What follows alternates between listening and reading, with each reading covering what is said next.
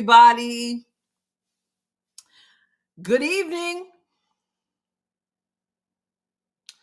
Good evening. Pleasantly surprised, Kara says. All right. Kelly Marie in the house. Marlene. Julie, you didn't miss it this time.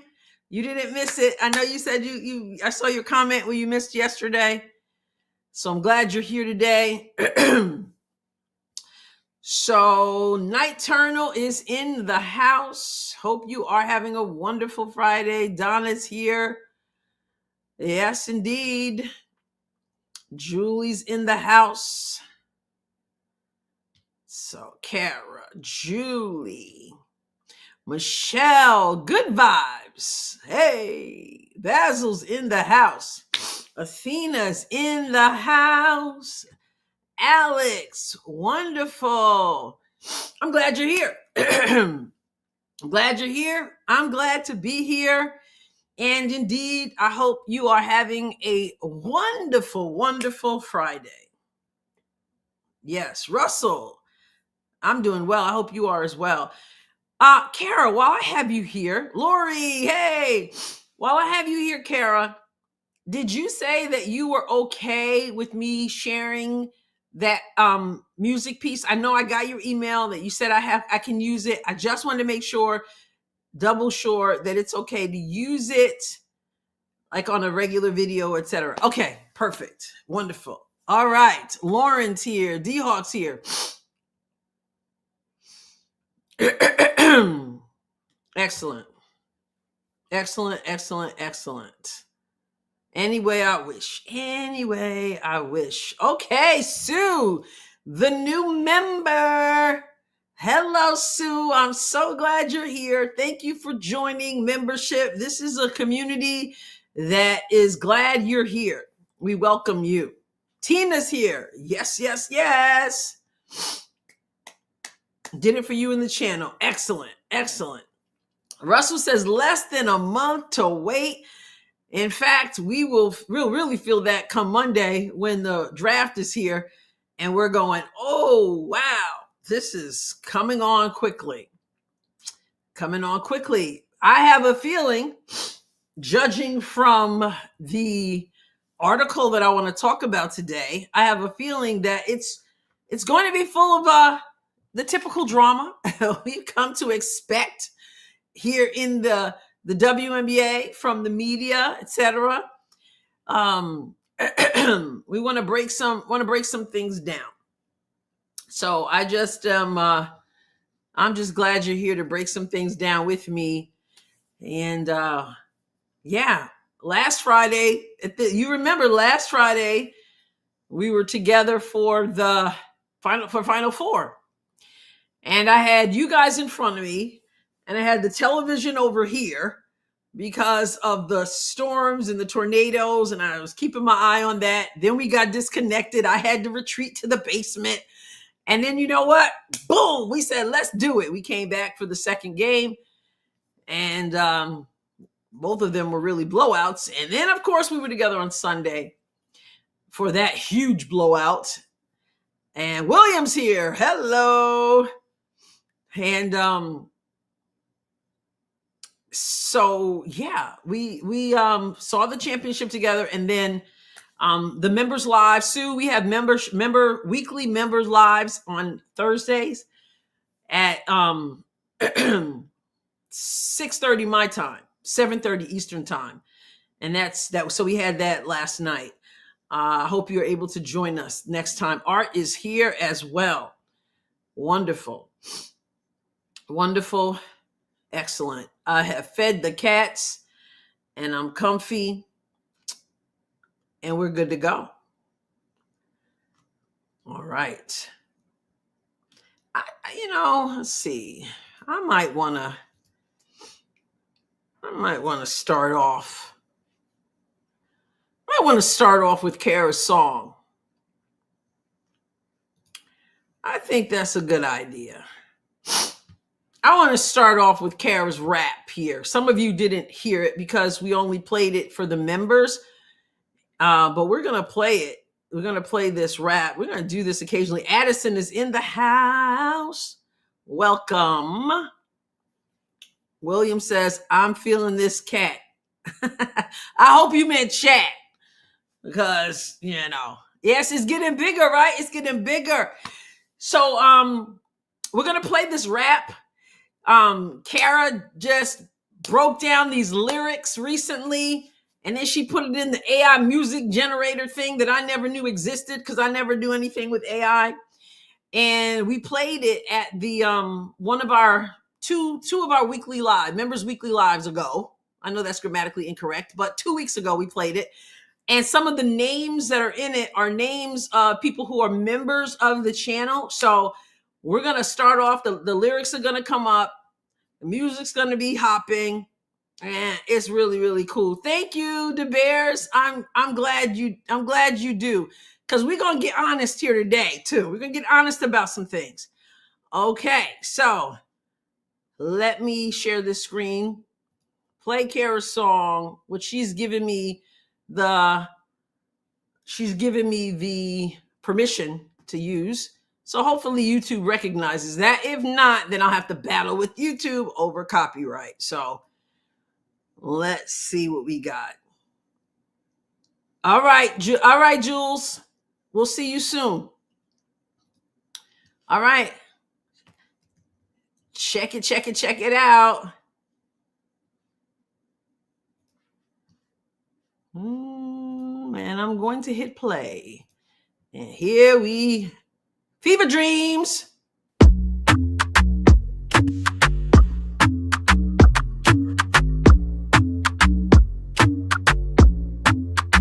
Now what's up, girl? It's time to hoop. Got Adrienne Ross and the whole crew's group. Be talking fast breaks, handles tight, dropping dimes and taking flight. From the tip off, we run this game, dropping hate like a 3-point flame. Step back, splash, watch the Nick go swish. Someone with the assist, yo, that's crisp. Cat 5 storming, breaking the press. Kelly Mari's got the shot, nothing but net. Artsy driving, quick like flash car with the hustle. Got that lockdown splash, April G's post moves, working the block. Foxter's out here talking and talk. Robin steals fast on the break, just Jules got moves that'll make you shake. Chip and Cherie, calling plays real slick. Sheila's crossover, make them trip real quick. Athena's got range, she shoot from deep.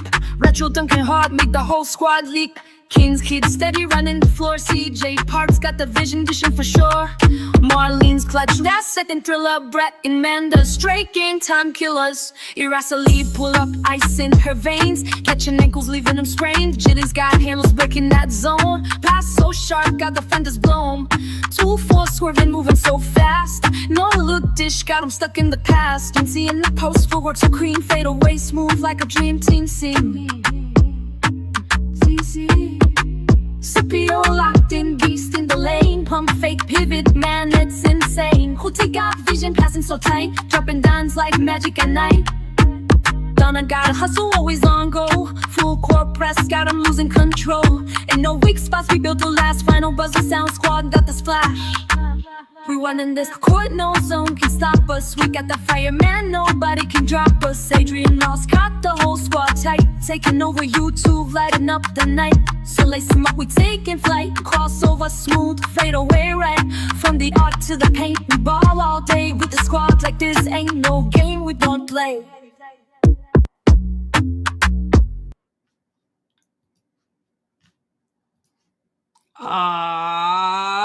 Yeah. Woo, Carara. That's what I'm talking about. So she was able to get some names in. She couldn't get every name in, but it's all about the Adrienne Ross Show community, Fever Dream, CC style. So much fun. Loving that. That's dope. Good vibe, says. Chris Strawn is in the house. What? Diggity dog. Impressive is an understatement, he said. Mama Nita. What was that Mama Nita said? Mama Nita, that's the Adrienne Ross Show jam Carara put together. Yes, indeed. I think you missed it. We unveiled it, launched it, if you will, 2 weeks ago in the members live. Put you in a good mood. Yes, I like the beat. It kind of has like this a reggae. It kind of had like a reggae style music to it now. It kind of give me that little reggae beat, and the little rap goes with the reggae beat, right? Right. Excellent job. Okay. Yes, indeed. Johnny Dove in the house. So she put that in the AI generator. And so, but she picked out all the stuff, wrote the words, everything. Now, she said, sorry, not my voice. Everything but her voice, right? Okay. So I want to start a little bit differently. I got some stuff I just want to very Caribbean, right? So I want to just get into some things. But before I do, I'm going to open this up for members. Those of you who are members and on my end, you got green on your name. I'm going to ask you a question, and it's not going to be a long conversation. I just want an open mic moment. So it's going to be a quick moment. I'm going to ask a question, and I want some volunteers. You know how we do it. It can be video. It can be audio. Doesn't matter. So I want to, what's up, Robert? I want to put the link in, and then I'm going to tell you, I got to stop mid-sentence. Chris Strong has gifted 10 memberships. Holler at us if you got it, because YouTube never tells me who it is. I think you guys can see who it is, but yes, so thankful. That is so cool, and I thank you so much. How generous. How generous. Yes, indeed. So thank you. We never know who it is, right? Amor, we just played the song, Amor. We just played the song again, Carara's song. Armand, good afternoon. And Basil, you're right. That Jamaican flair. Those of y'all, okay. Yes. So we have some people who just joined in. And so for the love of it, we got to run it back. We got to run it back for the love of it. This is our song, Compliments of Carara. Some of y'all late. I'm just going to do this one more time. Well, I may go out with it. How do you become a member? Corey said. Corey, after I play this song, I'm going to drop the link in here. If you go into any video I do, there's a join link, but also on the home page, I think only from a desktop, it says join on the home page. El profesor, ¿qué pasa? He said, run it back. So we're going to run it back. Cara did this. She wrote the lyrics. She put it in the AI generator. The music is hot. Some of the names are people who are members of the channel. So we're going to do this again, and we just love it. So here we go again.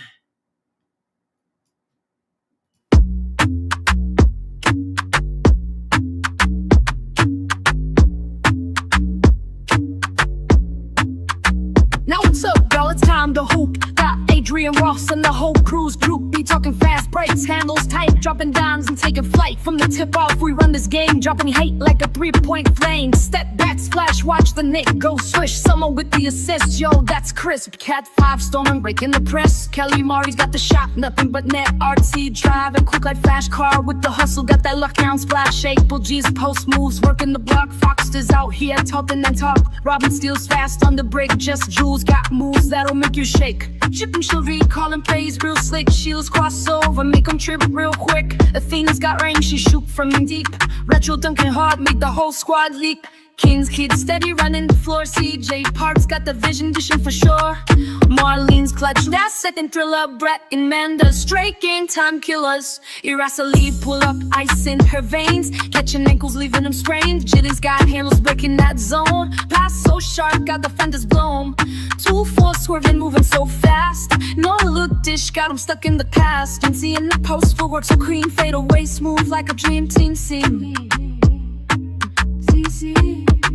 Scipio locked in, beast in the lane. Pump fake pivot, man, it's insane. Huti got vision, passing so tight. Dropping dimes like magic at night. gonna gotta hustle, always on go. Full court press, got 'em losing control. In no weak spots, we built the last final buzzer sound squad, got the splash. We running this court, no zone can stop us. We got the fireman, nobody can drop us. Adrienne Ross got the whole squad tight, taking over YouTube, lighting up the night. So lace 'em up, we taking flight. Crossover smooth, fade away right. From the art to the paint, we ball all day with the squad. Like this ain't no game, we don't play.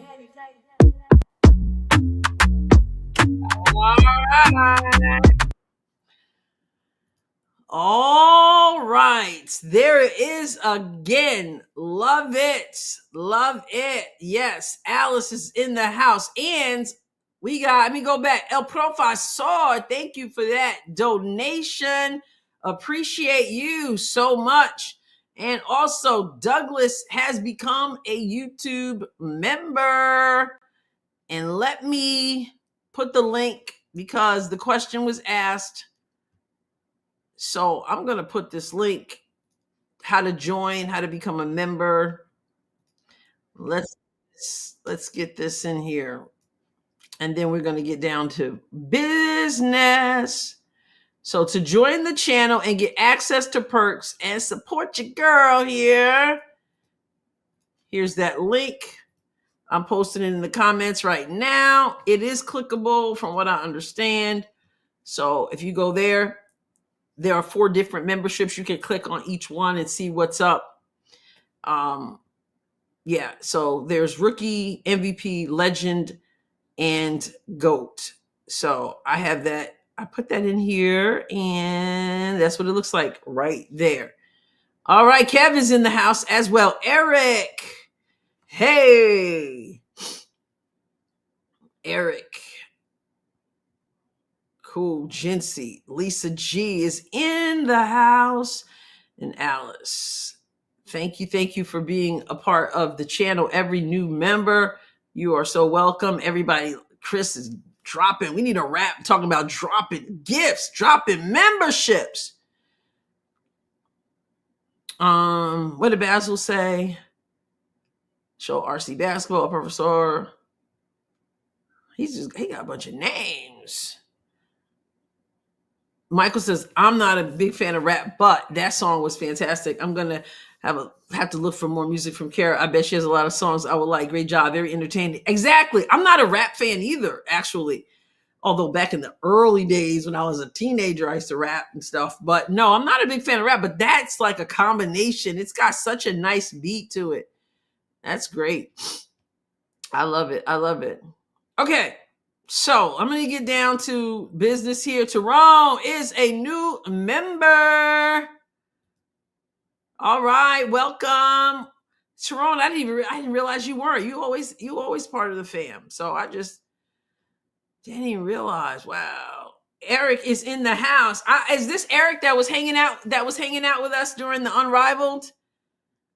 I saw the name, but I wasn't sure if the Eric is such a common name. Is this the Eric that was hanging out during Unrivaled? If so, welcome back. Hanging out that one day. It was a Friday. It was a Saturday. It was a Saturday, I think. Might have been a Friday. All right. So here's the link. I want to start. Vonda is a new member. I need to be like, what's his name? Chocolati. He's got the all the sound effects. I love the sound effects. Oh, you just re-upped. Okay, Tyrone. He re-upped. All right. Eric is crazy invested in women's ball, so probably. Basil says it's probably a different one, Eric. We're growing. So excited for all the new members. It's wonderful. I appreciate you all so much.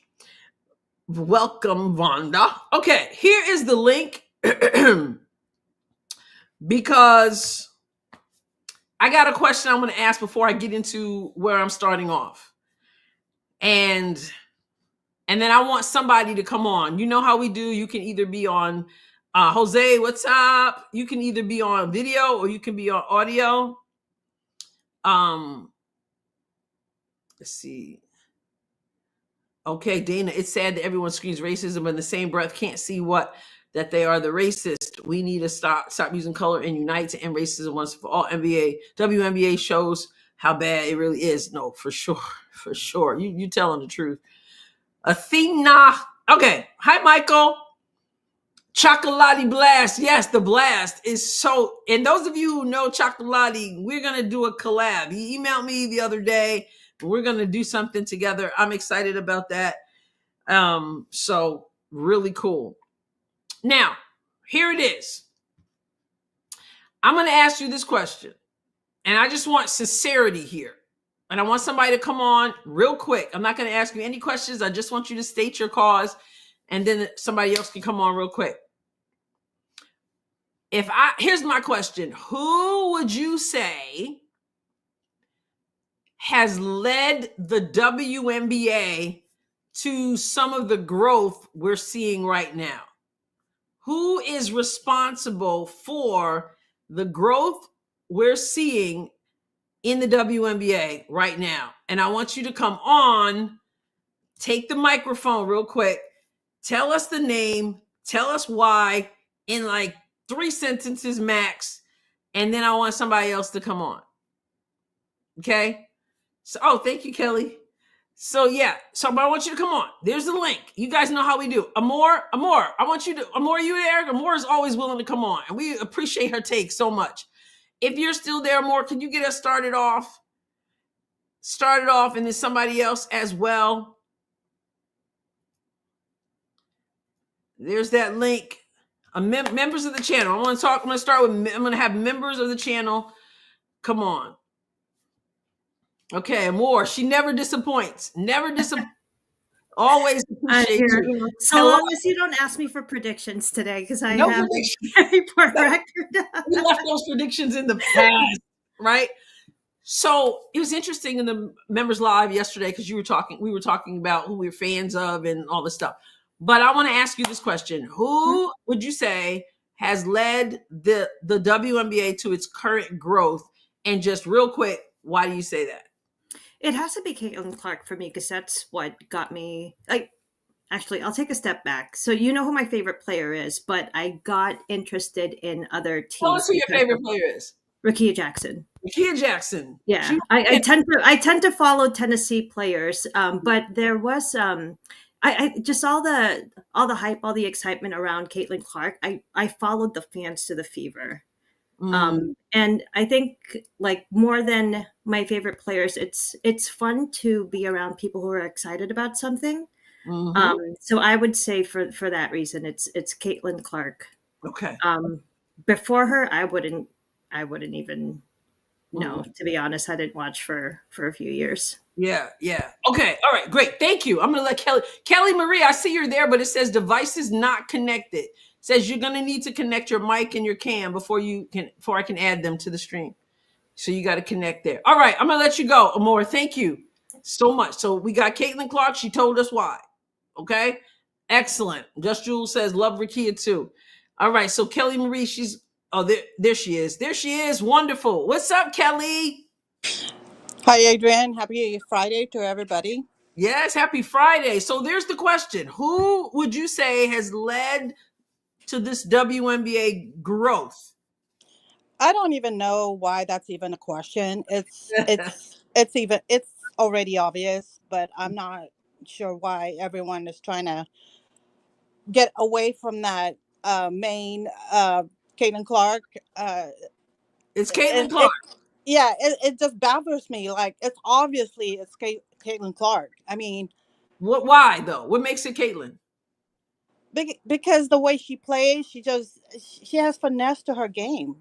She's just fun to watch. Very interesting. She has class act, and she doesn't listen to all this bull crap that is being talked about her. She's just silenced. And I think what the media is doing, the fans are doing, and all these Angel Reese fans are doing, they're trying to get a rise out of her, wanting her to react so they can put her down some more. I think that's just my opinion. But make your case for her being.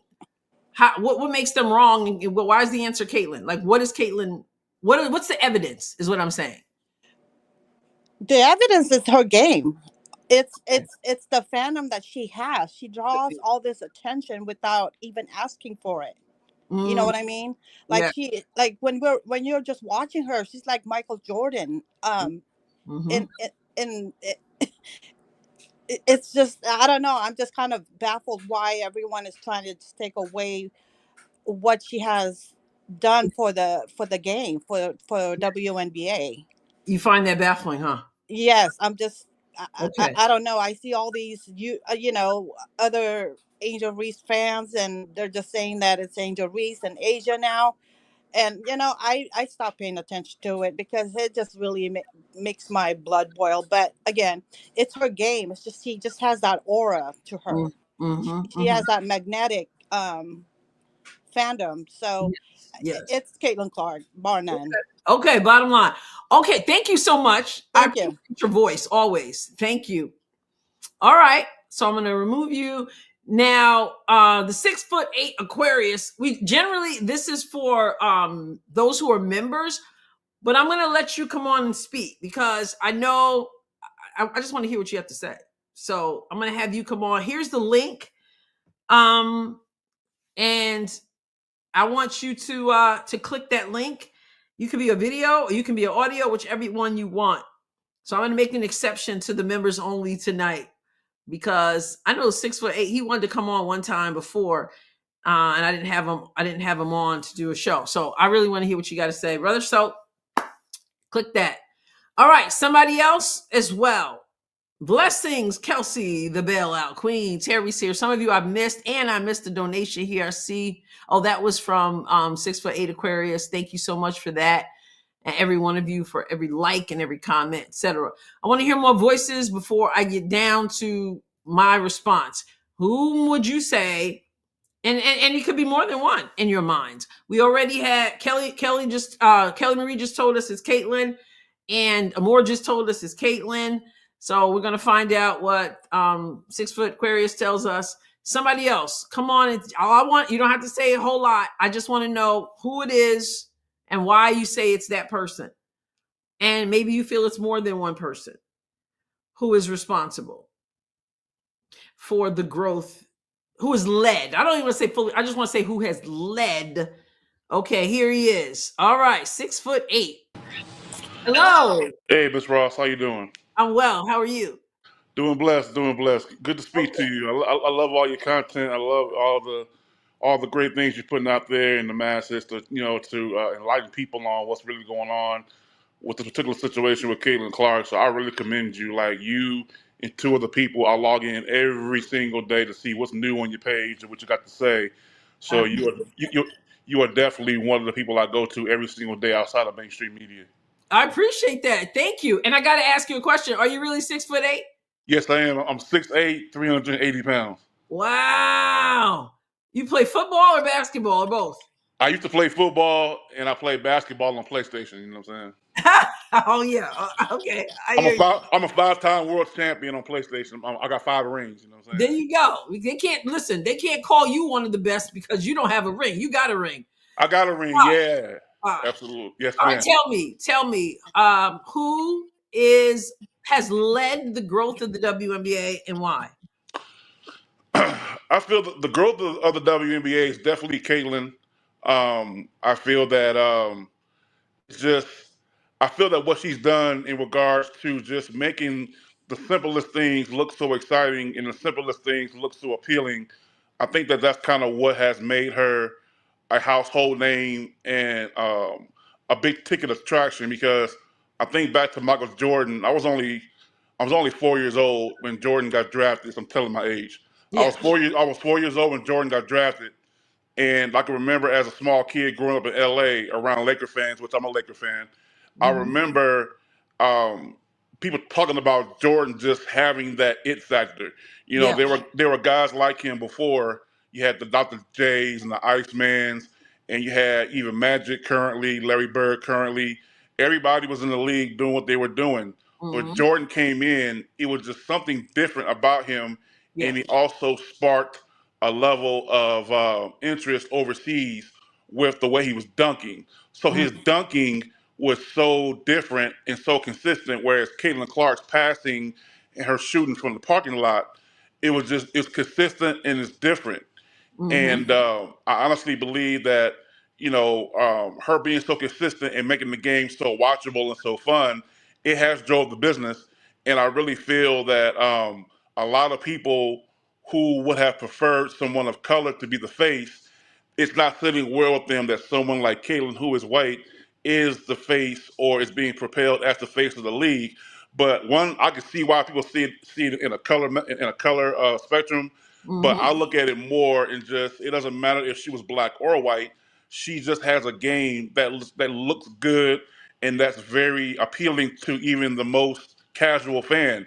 If you don't Right. really like basketball, you don't care for it. Who is that girl shooting it from half court? Exactly. You Yeah. know Yeah. what I'm saying? Well, there are people in this chat right now who will tell you they didn't even watch women's basketball or basketball at all until Caitlin Clark. Okay. All right. So good. Anything else you want to add to that? Is there another name that can be said alongside her, or is she leading the way completely? I would say that Caitlin is leading the way when it comes to putting eyes on basketball.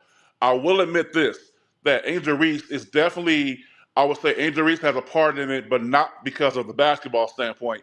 I think she's making the WNBA a little more feminine. I think that a lot of people a lot of people have stereotyped the players, even the women who are tomboys who are heterosexual. She's making the game a little bit more appealing, far as eye candy, Well, and there's a she uses. difference between eye candy and growth. So my question is about the growth, unless you connect those two things. I'm connecting it because a lot of there are a lot of men that I talk to personally where I live that are watching the game a little bit more because they feel that the women are a little bit more feminine in their looks. Rakia Jackson, she's beautiful. Angel Reese is beautiful.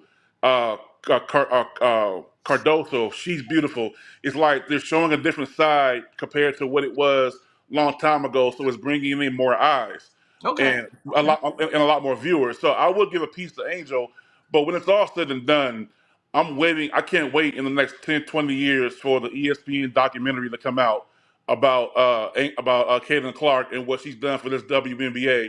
Because her documentary is going to be so empowering and it's going to be so necessary. You can't deny this woman. If she retired in the next 5 years, she's arguably I was thinking about this a couple nights ago. Caitlin Clark is probably top three all time, the most successful and more impactful rookie years of a major sport. I can't think of any Magic Johnson, Michael Jordan, those guys, even Jaden Daniels as of last year with the Commanders. I can think of maybe two other people that have had the biggest impact their first year as professional players. Caitlin is probably top five all time, and she's the greatest woman ever to have the biggest impact in a major sport in her first year Okay. as a pro. Okay. All right. Well, I appreciate that. Thank you. God bless you. Be safe, AR. All right, take care, God man. bless you. Oh, God bless you. All right, bye bye. Okay, so I'm gonna open it up. I do have someone waiting, but that was the exception. Generally, this is for people who are members of the channel. So I'm going to see, is there anybody else who's a member of the channel who wants to make a comment? Address that. And if not, Kelsey, don't go anywhere. I'm gonna have you on, but I want to make sure that the members are have priority on this. Who is leading the WNBA growth? 6'8" just told us that it's Caitlin Clark, told us why, but he also said Angel Reese has a small piece to it, but not necessarily for the basketball, but nonetheless. All right, Kara says go ahead. Okay, all right, Kelsey. Are you there, Kelsey? Hello. Hi, how are you? Hey, I'm fine. How are you? I'm doing well. This is Kelsey? Yes, ma'am. All right, so who is leading the way? It's definitely Caitlin. But I'll just be honest, for myself, I started watching because of the rivalry. So while I love basketball and I've been watching the NBA a long time, Mm-hmm. I would be lying if I didn't tell you that the rivalry is what got my attention. Mm. So when I saw that, it translated over into the W. Then when we get to the W, I Mm-hmm. see two players that were significantly standing out, very outstanding, such as Aaliyah Boston and Kelsey Mitchell, which I'm a fan of. Mm-hmm. And that just like it gave even more impact because Caitlin had a supporting cast and people to pass the ball to and so on and so forth. But Mm-hmm. yeah, I do believe that AR played a role in it because you needed a rivalry, you needed a storyline. Mm-hmm. So I appreciate both of them for their individual contributions, and Well, let me all I ask can you. say is, I'm sorry to cut go you ahead. off. I said I wasn't going to ask a question, but I'm sorry. I guess I am going to ask a question. Where do you see that rivalry having started? In college, definitely in college. In the game with the ring finger or somewhere else? Yes, that right there. Mm-hmm. Okay. So So you would give the credit to Caitlyn, but you would say it's both, or AR definitely played a role in it, and I think that narrative did transfer over, even though in some ways it might have processed in an unhealthy manner in certain circles mm-hmm, of the W fandom. mm-hmm. Um, I just hope that this year, people focus on the professional aspect of the game more than anything else. So I don't think we're headed in that direction, sadly. But it's an interesting take. I appreciate your honesty there. That's interesting.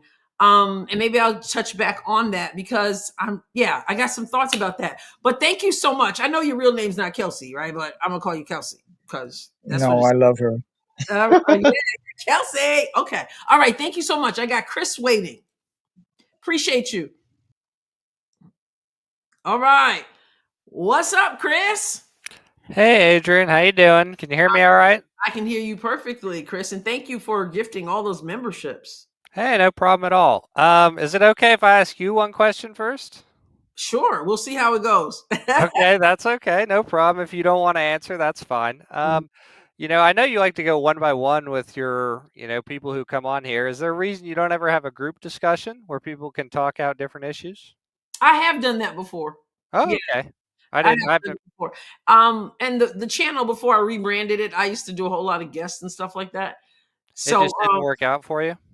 no, it's just it is what it is, it just I'm not opposed to it. I'm a part of discussions at times. I've had people come on and do discussions.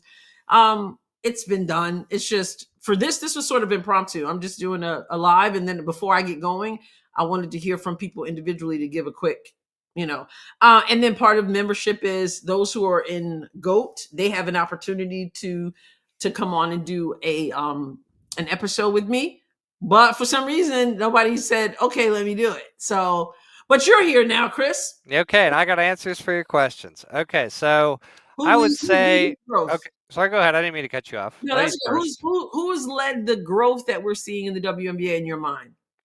I think it's mixed, but I would say that it's probably 80 to 85% Caitlin. I do think that Angel has played her part, and I think that 6'8" made a good point about bringing attractiveness to the league. I think Cameron Brink and Rakia Jackson, were, as far as I know, straight women who look very attractive, which appeals to the male audience.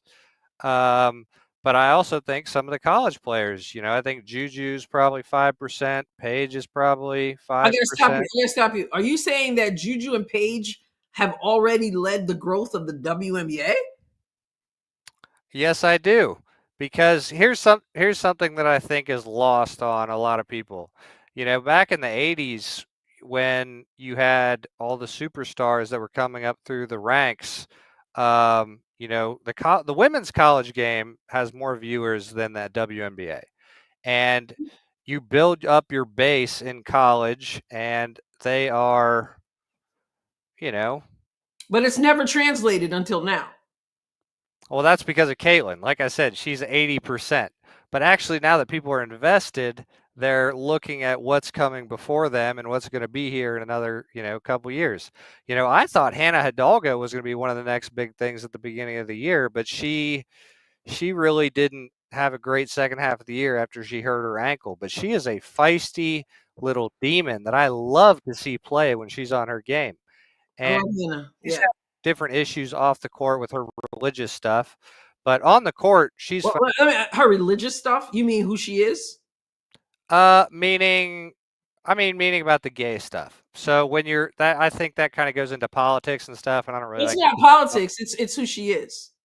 So, and I'm stopping you on that because a lot of people, you know, if you have a faith and you stand by your faith, then you need to stop it with the religious stuff. Well, maybe somebody needs to stop it with the non-religious stuff. Okay, well, here's something for you. I know for a fact God is real, but I don't think that God hates gay people, because if God hated You never gay said people, that. there'd So be no here's gay this people. is why we're having two different conversations. And this is the problem. If you're gay, does that mean you hate straight people? Maybe you got to go on individual by individual Let me basis. ask again. If you're gay, does that mean you automatically hate gay people? If you're gay, does that mean you assume God hates straight people? No. I don't know. I can't speak to that. It's I'm all straight. but you just said that you don't believe God hates gay people. No, I know God doesn't hate gay people. Exactly. And I know God doesn't hate straight people. And I also know that people who are gay are not accused of being heterophobic. So for Hannah to say that she believes that marriage is between a woman and a man, all of a sudden she's deemed hateful. She's just standing on what she believes in. She shouldn't have to check her beliefs at the door. She's not being hateful to anybody. She's just being true to who she is, and something that most people believed until about 5 minutes ago. So anyway, I just want to point that out, that we cannot type her as being hateful because she stands by what the word says. So, but anyway, I like Hannah as well. Okay, I nothing you said there was wrong. I don't want anybody to think that I think that about Hannah. I never said she hated gay people. No, you didn't. No, you didn't. I'm just saying it because Okay, well, cool. We're on the same page then. I don't want to get into any craziness. No, for sure. I just don't want to let that go, because a lot of people do that, and then they typecast people who are strong in their faith as people who are hateful. And I just want to make sure that that's not, if you're going to apply it, you got to apply it both ways. And she should not be apologizing for something that we all agreed was the truth until 5 minutes ago. So anyway, but yeah. Anyway, let's just keep going. So you're saying it's 85% Caitlyn. 80 to 85%. And then you got, as I said, I think Angel, Cam, Rakia, Paige, Juju, Hannah to a lesser degree, but all of them play somewhat of a part, but mostly Caitlyn. That's why it went from 0 to 100, in the past couple of years. Okay. It was a 10 million difference in the national championship this year from last year. That's obviously Caitlyn. Obviously. Mm-hmm. Mm-hmm. It's just interesting. I'm just trying to wrap my brain around a Juju and a Paige being responsible, and thinking about the past.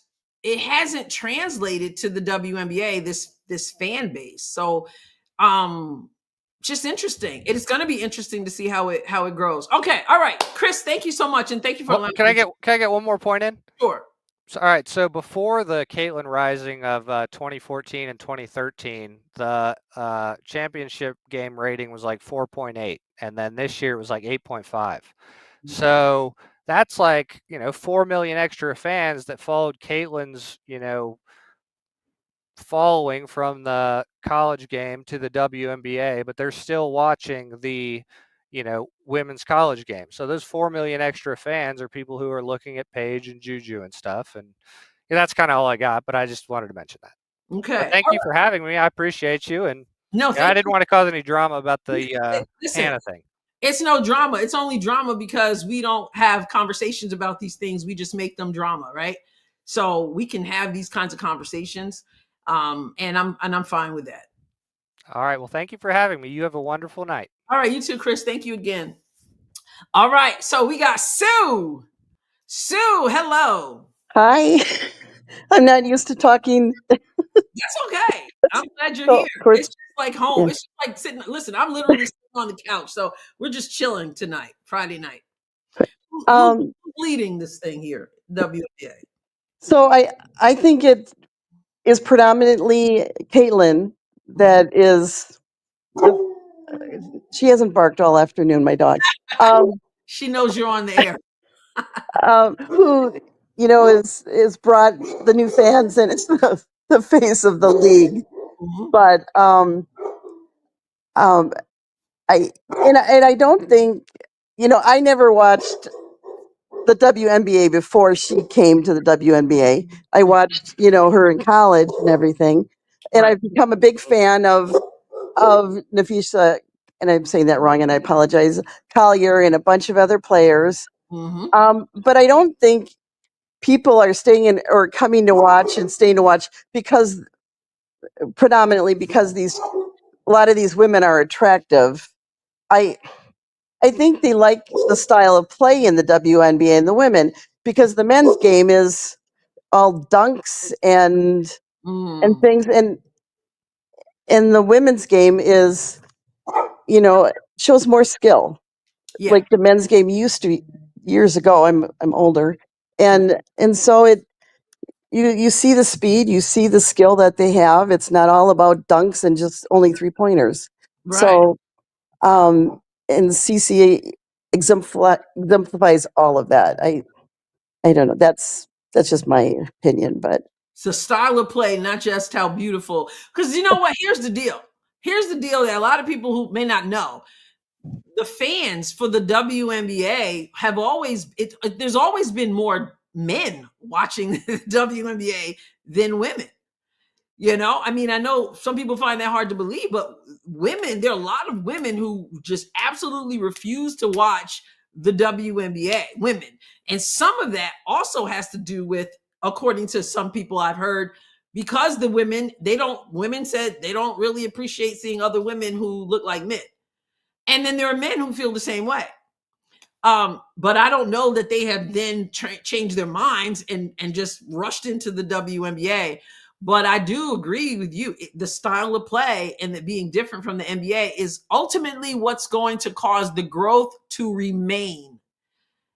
We talk about rivalries and things like that. I'm not sure so-called rivalries. I think two people have to participate for it to be a rivalry, and Caitlin's just busy minding her business. So I don't know, right? But I don't know if the so-called rivalry, the tension, a lot of the hate stuff out there, I don't know if that's strong enough to make people stay. It might cause them to peek in. I don't know if that's enough to keep people committed to the WNBA. So I hope it's not just the rivalry, yeah, it wouldn't be for me. I just am fascinated by watching the play and how Absolutely. and the way she passes and the speed and the other players as well. I've come to really enjoy it. Yeah, So absolutely. And what caused you to, how long have you watched the WNBA? I only started watching it when CC came to the WNBA. I watched her in college. Okay. And I'm one of those terrible new fans. the new fans. I'm a new fan. And so it was Caitlin who brought you over. 100%. Yep. Okay. All right. Thank And you so much, Sue. I thanks. appreciate it. Thanks. All right. Let me see. I saw Moore said the fever turning it around the second half got me to stay. The early games were painful. That is the truth. I'm like, oh my goodness, I got the itchies and stuff. Whew. I'm so glad it turned around. All right. Is there anyone else, a member who wants to speak? How can you see the trend with your own eyes? Did you do some study? Oh, I'm reading his comment. Oh man, interesting. Kathy, I really don't like the rivalry.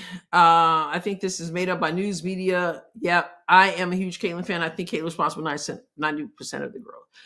All right, well, there was an article, and I'm talking about growth. I'm talking about growth. And link, please. Kara says, link, please. There is coming through. And Marlene, thank you so much for the super sticker. Woo! Thank you. I'm going to have Kara on, And then I'm going to share this article that many of you have already referenced, Forbes, because Forbes, in its headline, is not giving Caitlin Clark the credit that some of you seem to believe she deserves. I saw a comment come up here in the chat where it said, I think, was it Amore? Somebody said that it's kind of, it shows how ridiculous the article is when we're up here talking about the obvious. Like, I think it's obvious, but we'll see. Hello, Kara. Hello. Oh How my are you? God. I'm tired from my trip, so I didn't realize I look at my sound my voice. My God, sorry. I didn't realize I haven't been speaking. And then you just heard yourself. That's okay. You're fine. Yeah. Who's So leading this growth? pardon me, sorry. Who's leading the growth? Okay, it is CC. However, it is absolutely hands down. But you know, when you talk about receipts, Mm-hmm. for example, case in point, your channel, right? Mm-hmm. We're all here, most of us, Mm-hmm. because of CC. Mm-hmm. It's not just growing the game, the WNBA game, it's growing so many other things, including this channel. That we have tons of viewers that say, you know, including myself, I've loved basketball. I've watched college basketball, mostly men's college basketball.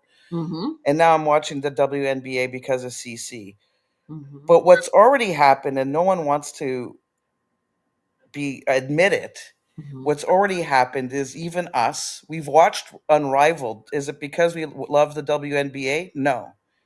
We came here to watch CC. We started looking at finding players that we liked, and then we said, oh, this is curious. Let's go watch Unrivaled. I firmly believe that Unrivaled, call it whatever level of success you want to call it, wouldn't be successful if it weren't for CC, though she didn't play. Yeah. They had 300,000 people watching. Maybe that number would have been 100,000 without CC. Mm-hmm. Yeah. So the Caitlin Clark effect, even when she's not participating. Correct. Mm. Right? And now Dejanay, all these people are getting deals, and now all of us, even in this room, have respect for so many other players, and we weren't here before CC. So it's undeniable, and they're going to keep on saying what they're going to say, but it's undeniable, and the proof's in the pudding, and there's many, many, many examples. And the fact that people want to call that out, it shouldn't be. It should be like I'm frustrated like you are. We shouldn't even be having to have this conversation, right? Like someone else said as well. Yeah. Yeah, it's interesting. And we're about to transition to this article. And even if we are having this conversation, like, okay, Right. who's responsible for the growth? It's sad because they've made it about skin color. Right. And it's just, I'm like, what year are we living in? You know, Exactly. it's so wild. And yeah, we're going to get into it. So thank you so much for your. So thank you. No, I All appreciate right. it. Thank you. See you guys on the other side. Yeah, the other side. Okay. All right. All right. So that was good. Every single one of you, appreciate every one of your perspectives. And some say CC hands down. Some say it's a mix. Some people talk about the rivalry. It's interesting. Okay. Now, Forbes did this and I'm listening to what you guys say, right? Like, my background is in teaching. I like to listen. I like to hear other people's perspectives, and I like to bring it together. So you guys are talking about a rivalry. You're talking about college players coming up. You're talking about the style of play. Some of you are talking about attractiveness. And I didn't hear anybody say anything about making it about skin color. But the media are intent on pushing this narrative. And that's why, was it Aquarius? Was it 6'8" who said, I just hope somebody, I don't remember, I think it was you who said, I hope it's more about basketball. I hope it's more about basketball this coming season. And I really feel like the league is just amping up to continue to make this division, to continue to try to downplay Caitlin Clark. And they'll use Paige to do it as well. And they'll constantly use race to do it as well.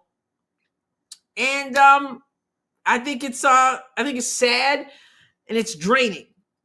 And we push back against it. And that's one of the reasons why I don't like when Caitlyn also adds her voice to the whole race thing, because it just continues the whole thing. And she adds her voice to it. We're trying to say it's not about skin color. It's about the game. We're trying to tell the media that. We're trying to tell these other players that. And then when Caitlyn comes in and then she puts the race thing in, it just is like, come on, stop it. Okay. So we're going to go to the Forbes article and we're going to take a look. And you know what? Maybe some of you listening to some of the comments, maybe some of you agree with this. I don't know. But we're going to find out. Let me make myself smaller here. Okay. This was the Forbes article, which, in my opinion, is designed to minimize Caitlin Clark's impact, even though it mentions Caitlin Clark. So I'm going to go through this. You can tell us what you think. It is called How Angel Reese and A'ja Wilson Lead the WNBA's Growth. Right from there, people are going, what you talking about? How do you talk about leading the WNBA's growth and not have Caitlyn in the headline? Amor says, I'd be so insulted if I were A'ja. Well, they didn't even put her picture up there. All right. So it says, Paige Beckers. It starts with Paige Beckers. She's not even in the WNBA. Is expected to join the list of first overall picks in the upcoming 2024 WNBA draft. Such an accomplishment would put the University of Connecticut guard, now NCAA champion, in the company of Caitlin Clark. A record-setting 2.4 million viewers tuned in to last year's draft when the University of Iowa guard was selected first overall by the Indiana Fever. Beckers and Clark are the kinds of players that force opposing teams to level up their game.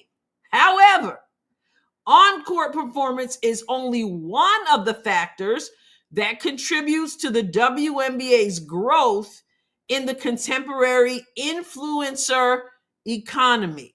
So this person, this author, whose name is Tamika Townsell, who is a contributor, a PhD, a professor who covers Black representation.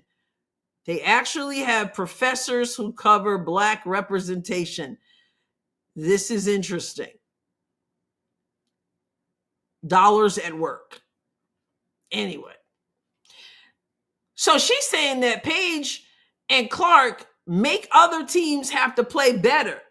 But it's not about just the play when you start talking about growth in the WNBA. So it says with more than 5 million Instagram followers between them, Beckers has 2.2, CC has 3.1. Beckers, they are among the biggest brands in the new era of visibility. It says there's just one player whose social media following surpasses them both, Angel Reese. So if I am to stop right here and assess what I saw so far, the growth of the WNBA is not about the players who have to level up to compete on the court. It's about your social media presence. It's about the off the court stuff. This is what this article is telling us. Yeah, Paige is good. Caitlin is good. But Angel Reese has more social media followers. So that means she leads in the growth of the WNBA. Is this basketball or is this something else? This is what I want to know. Let's continue. Angel Reese. So Reese has 4.8 million Instagram followers with another 5.5 million on TikTok. Endorsement deals and content creation show that Black women, including more like A'ja Wilson and Candace Parker, are still at the forefront of the WNBA's growth as an entertainment brand. And here's where you lose me.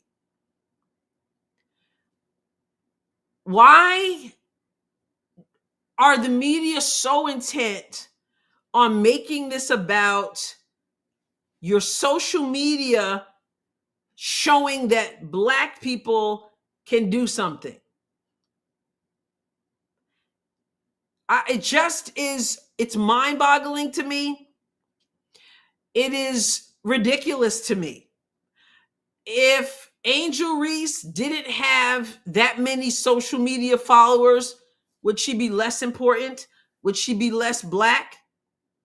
Why does it have to be black versus white? If we want to do that, then can we go back to having a black league and a white league?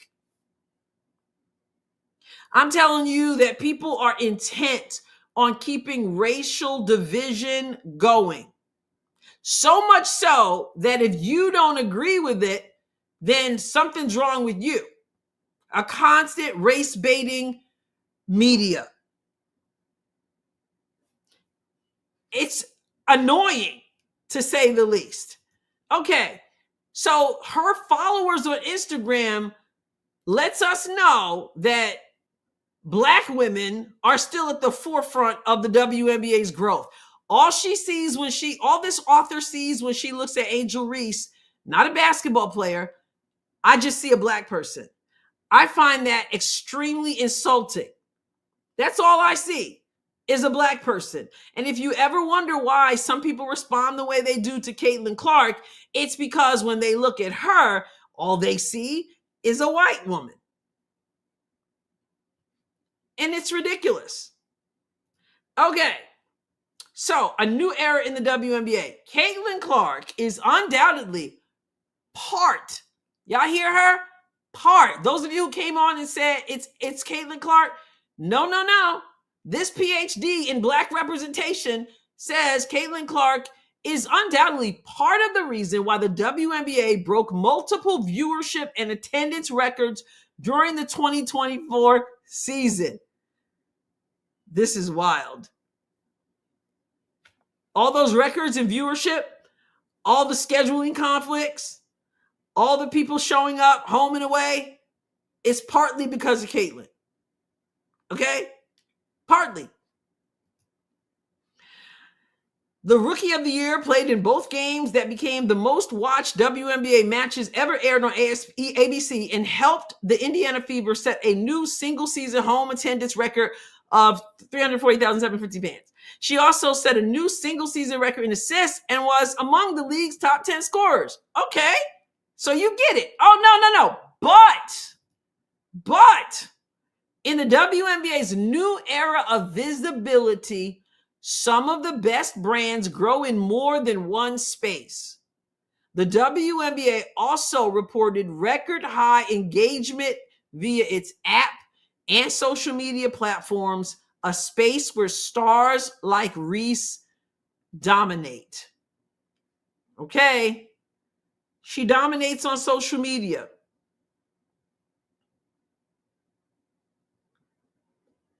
I mean, that's good, right? What's she doing on social media? It's not about the game, it's the other part on social media. My question about Angel Reese's fans, for example, is, are they showing up at games? Are they buying merch? Or are they just hanging out on social media? Sure, some people are. But the social media engagement, does it carry over to, as they say, rears in seats?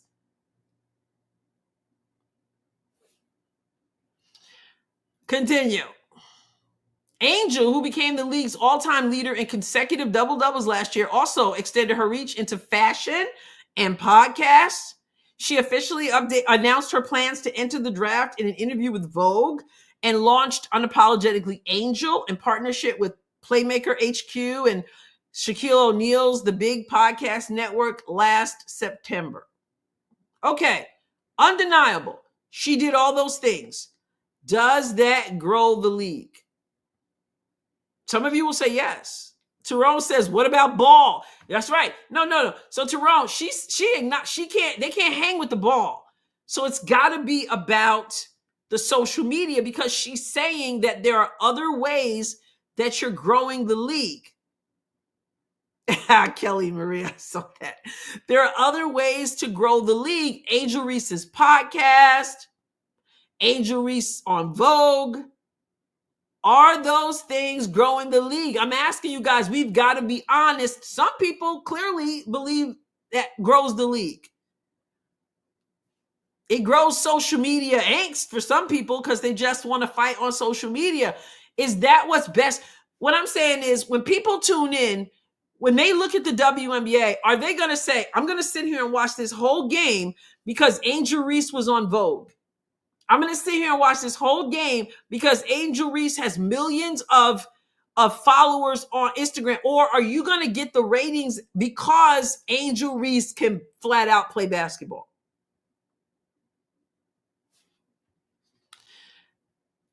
You decide what you think. It says Reese's brand blossomed before her professional career began.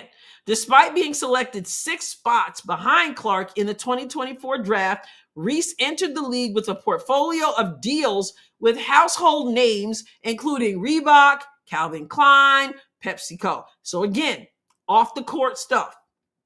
The Chicago Sky Forward is one of the figures facilitating the WNBA's entry into niche markets. Black woman-founded hair care company Miel, I don't know, announced Angel Reese as a brand ambassador 2 months before it announced its partnership with the WNBA in July 2023.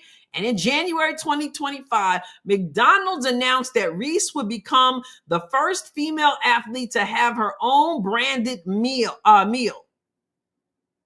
So Angel Reese is leading the growth of the WNBA because you can buy her meal at McDonald's, because she represents a Black product, hair care product, because she can do all these things off the court. Again, does this grow the league? Maybe. Maybe. Is that what the WNBA is about? Is Caitlin Clark wasting her time in the gym, trying to ball out, breaking records? She needs to get a meal at McDonald's to grow the league, to be in that headline? I mean, it plays a factor of people tuning in, no doubt. Will they stay tuned in? Is that true growth? Art says, I think the issue is the engagement in social media platform metrics translate into monetizing the WNBA. That's what I'm talking about. How do we define growth?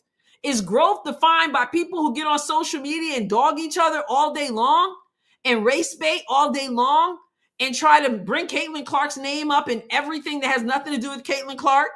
Or even people who are Caitlin Clark fans and decide to trash Angel Reese when it's not about Angel Reese. There's a lot of that going on, both sides. Do any of those things grow the league?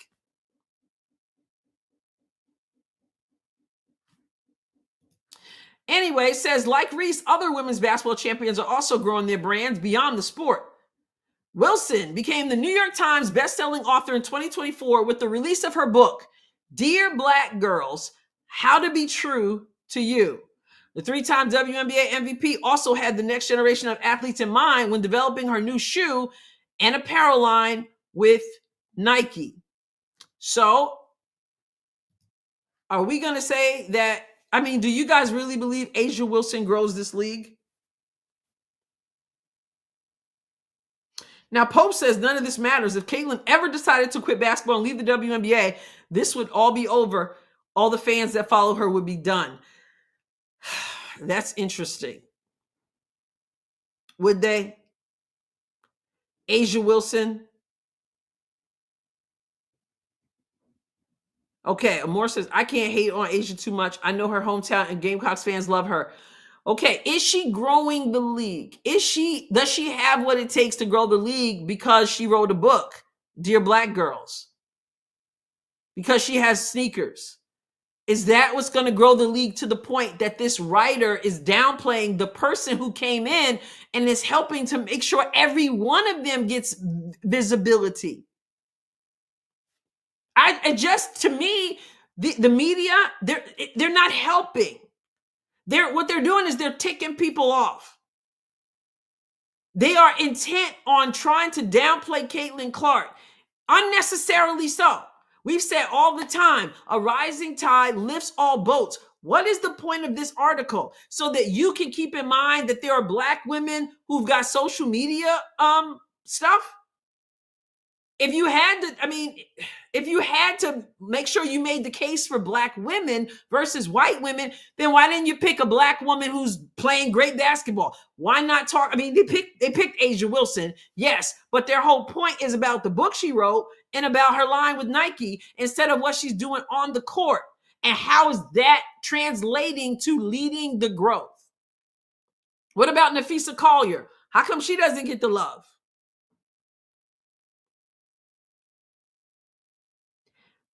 We've talked about that before. How come Nafisa Collier doesn't get the love? No, she's not mentioned in this article. No, they never want to mention Nafisa Collier.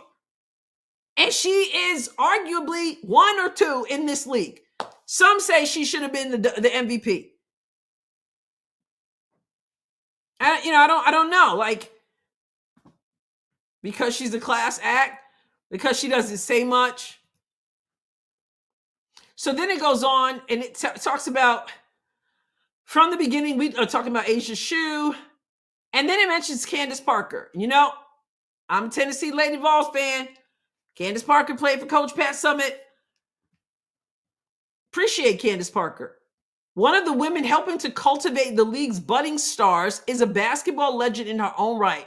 Parker became president of Adidas Women's Basketball in 2024 and released her own book, The Can-Do Mindset, in June. It wasn't just, dear Black women, you need the can-do mindset. It wasn't about race baiting. It was a message to everyone. And that's where we ought to be. The can-do mindset. In the next chapter of her career, the 2-time WNBA MVP says she wants to do more than sell shoes. She wants to make impactful change. Anyway, Candace Parker said it's about fostering a movement focused on innovation, representation, and access. So, while ticket sales, viewership, and media rights deals are the metrics most often cited in the debate over the value of women's basketball as an enterprise, players like Reese point the way toward an alternative growth trajectory, one driven by viral content and audience engagement. So now we've got a new set of rules. Did you catch that? There's an alternative metric. Oh, it does mention Nafisa Collier, by the way. So I take that back. I'll take that back. It says that there's an alternative metric, and that growth alternative is viral content and audience engagement. And that is, according to this article, Asia Wilson and Angel Reese. Audience engagement, social media, not on the basketball court, not making sure there's a big audience in the room, social media, brand deals. So here's where I went wrong. It says 3-time WNBA champion Breanna Stewart and fellow Olympian Nafisa Collier gave the world a glimpse into what could be the future of women's basketball through the launch of Unrivaled, a professional league that the co-founders launched in January. Okay, so they give her a little bit of mention there. While some of the WNBA's biggest stars, including Clark and Wilson, are notably absent from Unrivaled amplified players who have yet to appear in the CarMax and State Farm commercials that punctuate televised women's games each summer. Okay, so they use that to point out that Caitlin didn't participate, but they still managed to have engagement. Maybe she's trying to get the Black audience to attend these games. While some of the WNBA, for example, Aaliyah Edwards, who will start her sophomore year. Okay, so it talks about Aaliyah Edwards in Unrivaled's 101 tournament. She defeated Enrique Gambale. Unrivaled did not calculate the success of its inaugural season solely through viewership and sold out games. So you see what we're doing. This is all to minimize Caitlin Clark. Unrivaled did not calculate success based on viewership and sold out games. In other words, based on what Caitlin Clark brings. The league also saw explosive growth in players' own brands through social media engagement. Oh, this will be the new tagline, the WNBA, the social media league. How's that? With 589.1 million total social media impressions across platforms, Unrivaled reported that in aggregate, players gained 947,000 followers for their personal accounts. Do you see what basketball is becoming? She's literally measuring growth by how many social media followers were added. It's wild to me. Maybe it's because I appreciate basketball for basketball and all this other stuff. You know, social media does help. It would have been different perhaps back in the day if social media were there to help them show highlights and all this stuff. Maybe. It also might have gotten them off course because we know with it comes a whole lot of drama. But this article is basically making the case that the leadership of the growth of the WNBA is based on how many impressions you get on social media, which we know all you got to do is kind of pass through and you get an impression. So that's how you measure growth, by impressions on social media, how many people engage and talk smack on social media. That's what the WNBA is after. And the fact that it's the Black women doing it, they have to point out, makes it extra special. This is Forbes. So here's how it ends, because it wants to make sure you recognize what the point is. Black women emerged as some of the most popular figures within the Unrivaled content universe. Content, not game, content. Through home away from home tours sponsored by Wayfair, viral post-game celebrations, video shorts, and Angel Reese and Dejanay Carrington's pregame makeup tutorial sponsored by Sephora, Black women ballers bridged on-court excitement with off-court charisma, proving that Black girl magic is still good for business. In case you guys were wondering, Black girl magic is still good for business. Why wouldn't it be? Why do we even have to? Why is it need? Why are we so at the point where it's got to be pointed out? It's Black girl magic. Like, can we just play basketball? It's so frustrating to me. Because I think the majority of people who are really watching, the majority of people don't care. I mean, if they like A'ja Wilson's game, they're going to like A'ja Wilson's game. Now, granted, in life, and I've said this about Caitlin when people say, is it because she's white? I said this before. I'm going to say this again. I don't doubt that there were people who tuned in because this white girl is straight up balling. I'm not going to pretend that didn't pique people's curiosity, but I am going to say this. Nobody continues to watch if she doesn't have game. If she was garbage, if she was trash, if she was even mediocre, we would not even see the growth of what we are seeing now. So yeah, some people tuned in. Of course, I know someone, and I had her on the show before, and she had heard about Caitlin Clark, and she said she just heard about Caitlin Clark, so she tuned in to watch. She didn't even know Caitlin was white. Nobody said, hey, there's a white girl. They just said, yo, there's this Caitlin Clark. She's shooting from the logo. So she tuned in, and she watched, and she was like, oh, sweat, she's white. But that's not going to keep you there. There's something about, you've got to admit, like I said, you can't say, that's why Caitlin has got to not do the white privilege stuff. Don't do it. Don't do it. It has nothing to do with that. So I want to get away from that. Whether you're white and you're doing it, or you're Black or you're doing it, it's all annoying. And it's too late, Amor says. It is too late. It's so frustrating though, because here's the thing, and this is what Caitlin has to come to understand.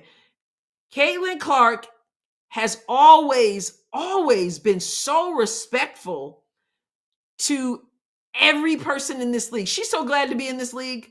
And she's always been respectful. Maya Moore, she's mentioned Cheryl Swoop. I mean, she's always been, Diana Taurasi, she's always been very respectful. Nobody wants that to turn into what we saw in this article. In this article,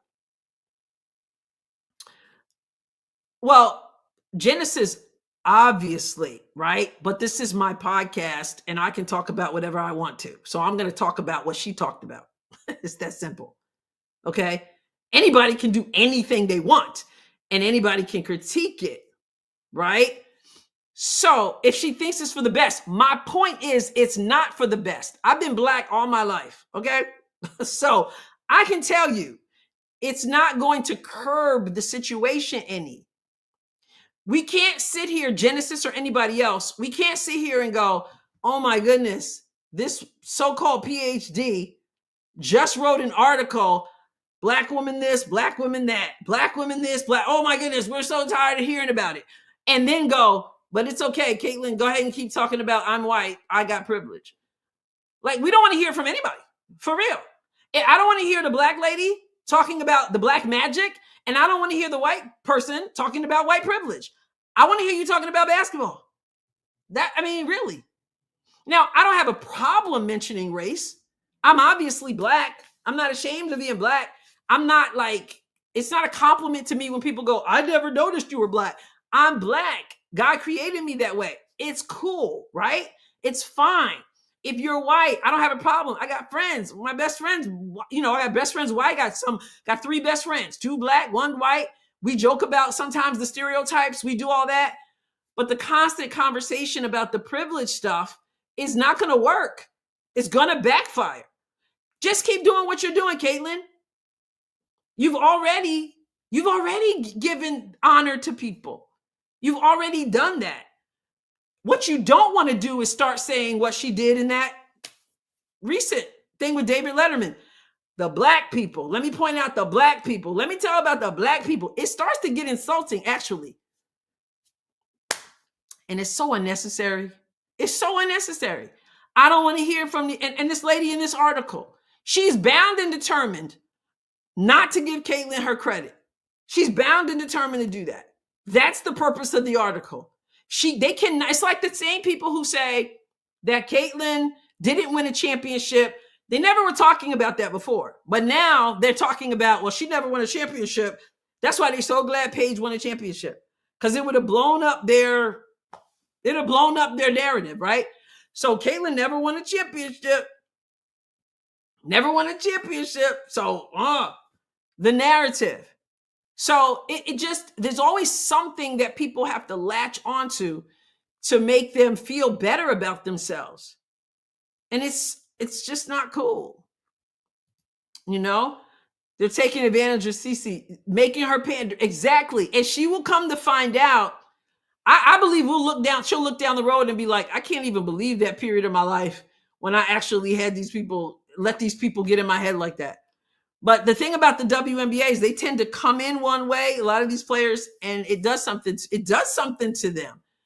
And I mean, even to the point where it's like, oh no, I wasn't attacked. I wasn't targeted. Like, we all saw it. My blood pressure is fine, Tony. I'm just passionate. Listen, I was a teacher. Welcome to my class every day. This is how we roll. So my blood pressure is fine. I just know the truth, and I've walked this walk for a while, and I know how it is when you start to give into that. You feed it. You think it's going to be enough. It's not going to be enough. Same thing with this woman who wrote this article. There are going to be lots of Black people who are going to be like, that's right. That's right. It's Black magic. It's Black magic. And you think it's enough. It's not enough. Next thing you know, tell me something more about myself. Tell me again how I built this league. Tell me again how I'm so important to this league. Tell me again how this is somebody actually told me, hold up, Peggy, I'm leaving that up. Someone actually got in the comments with me, and he wants to, every time white privilege comes up, he wants to argue with me about it. He's a white guy, assuming. And his evidence that white privilege exists is because his 90-year-old urologist, 90-year-old urologist said that when he was in school, med school, whatever, there was only one black student in the class. He was white. There was only one black student.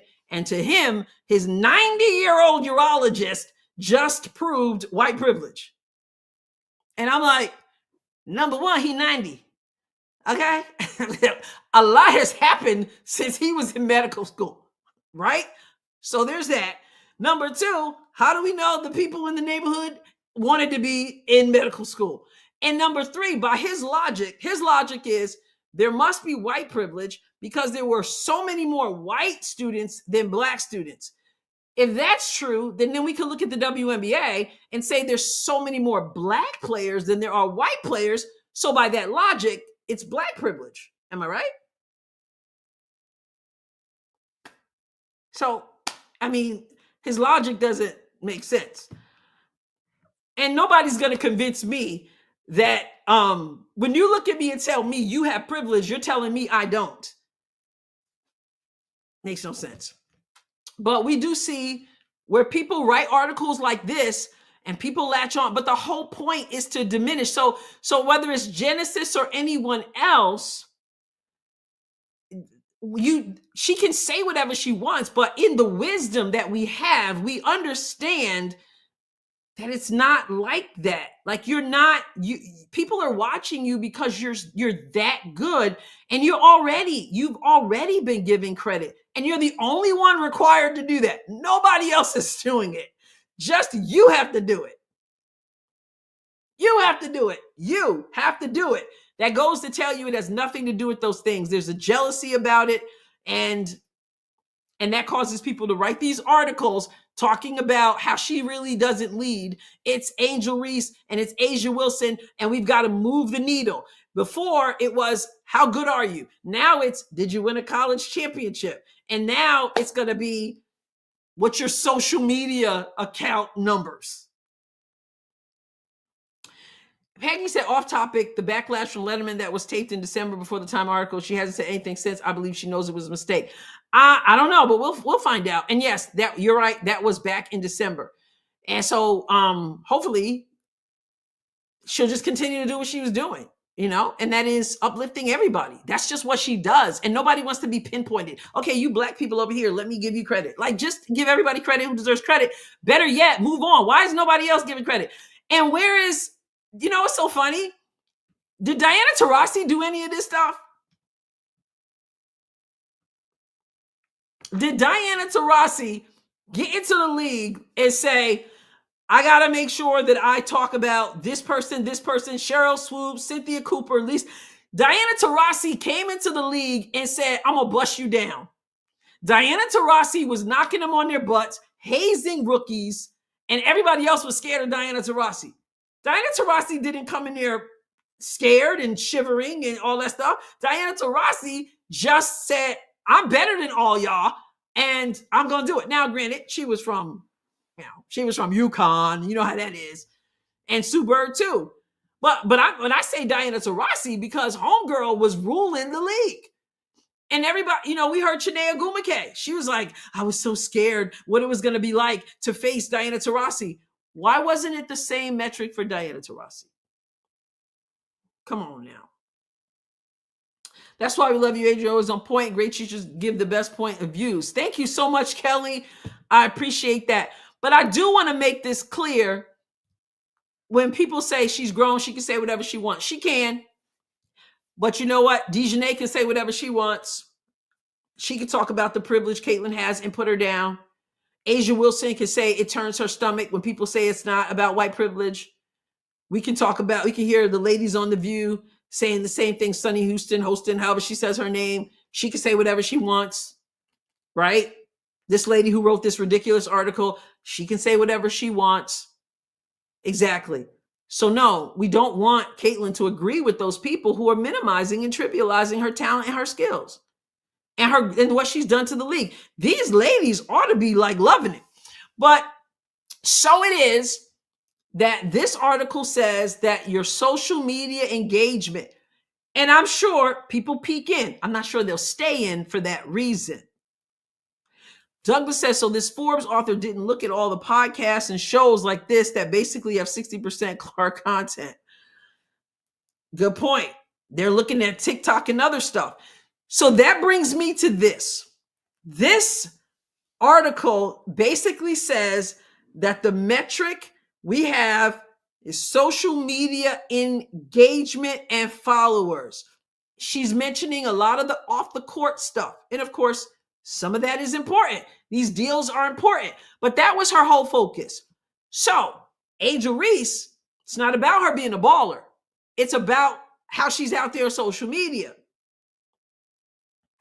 Monique, let me get this up. It's not the same metric because people associate praise for Caitlyn as hatred for Angel. It's so true. It is so true. And the opposite, right? If you praise Angel, then you hate Kate. It's this whole thing. And I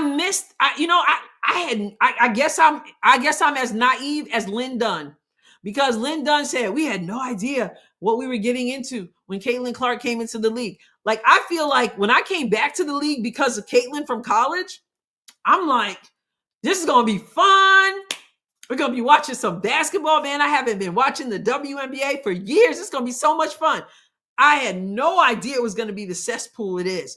And it's such a shame. It really is such a shame. Articles like this, white privilege this, black stuff this. I mean, it is such a shame. Man, it's wild, man. So let's take a look at Angel Reese and, well, the WNBA, the promo video for Monday's draft. I care too. Thank you so much. He says, Asia started the white privilege when she was talking to Plum. What about skills? Paige was talking about white privilege. Yes, Paige in 2021. That's why she'll be treated differently. That's why Eton Thomas tried to put that, oh yeah, they don't accept Paige, but they accept Caitlin. They're working this thing. Let me tell you this now. I'm not going to get political about it, but I'm just going to tell you, there is a system that is designed to maintain racial division. They pretend they want it to go away. They don't. So when you constantly talk about white privilege, if you want to be for real here, if you want to get down to the real, when you constantly talk about white privilege, you constantly keep black people feeling like they're victims. So it perpetuates a victimhood mentality. And therefore, it becomes political, because then you've got politicians who come along in a system to say, we're here to rescue you. We're here to pull you out of poverty. This started a long time ago. And so what do? You vote for those people who continue to promise you that they're going to bring you out of the victimhood that the white man has placed upon you. And so you continue to give your vote, and you can look at the neighborhoods and the situations, and you can see it hasn't worked, but it's a mental thing. So the more I hear you tell me you have white privilege, the more I feel that I don't have anything going for me. And they bring it to the children. They bring it in the schools. This stuff in the schools, the indoctrination camps that they are. So I can't blame Caitlin too much, because it's hard to go through the school system unless you're putting your kids in Christian schools or faith schools.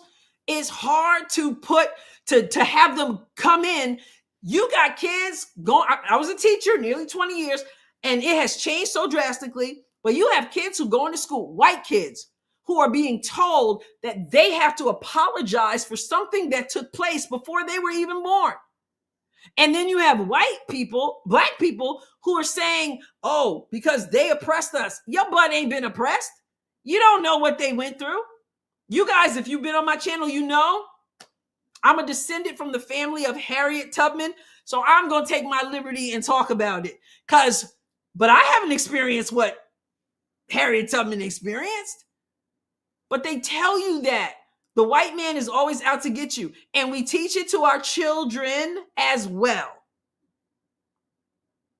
And so it perpetuates a victimhood instead of saying, you can do everything. I mean, we say that you can do everything. And then people of faith, like for real, people of faith, they go to church on Sundays. I can do all things through Christ who strengthens me. I'm the head and not the tail. If God be for me, who can be against me? God will open doors no man can close and close doors that no man can open. We say that, and then we leave church, and then we say, you got white privilege, and that's why I can't accomplish anything. It's a lie, and it's evil. At the core of it, it's evil. So if you want to know why I push back on the concept of white privilege, because it's not just you making a statement, it's you perpetuating a lie that continues the cycle of victimhood and division. That's why it matters. From the pit of hell. And people believe it. I'm going to tell you why people believe it. Y'all, I didn't expect to go here, but I'm going to tell you why people believe it. You know who has the most power in a room? The person who has the most power in the room is the person who looks at you and says, you have privilege. So if I look at you and I say, you have privilege, I walk in the room and everybody is going to cater to me. Who was it? Who was it in the WNBA? There was it Asia Wilson? It was someone in the WNBA who said how they appreciate that Caitlin Clark mentioned her white privilege for Time Magazine because they want to know that somebody represents them in rooms that they're not in. But see, if everybody is being conditioned to believe that they have privilege and that you're a victim, when you walk in the room, you're the one with the power because now everybody recognizes you, caters to you, acknowledges their privilege, bows down to you. You actually have the power by saying you don't.